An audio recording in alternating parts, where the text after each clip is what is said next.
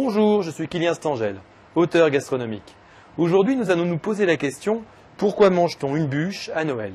Dès le XIIe siècle, en Alsace, une tradition voulait que le maître de maison aille chercher la plus grosse bûche qu'il puisse trouver afin qu'on la mette dans l'âtre, dans la cheminée, et qu'elle dure jusqu'à l'épiphanie pendant au moins une vingtaine de jours, que cette bûche soit allumée par une jeune fille qui rapportait un tison de l'année précédente, et cette tradition s'est transmise dans d'autres régions.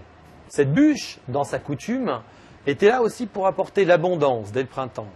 Pour ce faire, on venait régulièrement l'asperger de vin, de sel ou d'huile directement dans la cheminée. Malheureusement, à partir du XIXe siècle, les cheminées ont commencé à diminuer dans les maisons. Donc les bûches ont disparu.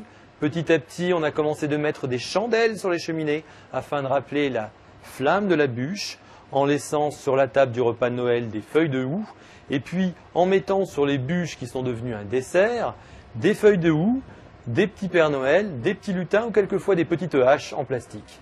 Dès le début du XXe siècle, les enfants recevaient déjà des gâteaux à Noël, des petits biscuits ou des gâteaux traditionnels qui s'appelaient par exemple la cognée. En 1945 ou à ses alentours, un gâteau roulé commence à apparaître dans les familles et chez les pâtissiers. Un gâteau roulé qui rappelle bien la forme de la bûche. Mais cette spécialité existait déjà dans le Poitou avant la Seconde Guerre mondiale. Dans tous les cas, la bûche commence à prendre place à partir du milieu du XXe siècle sur les tables françaises.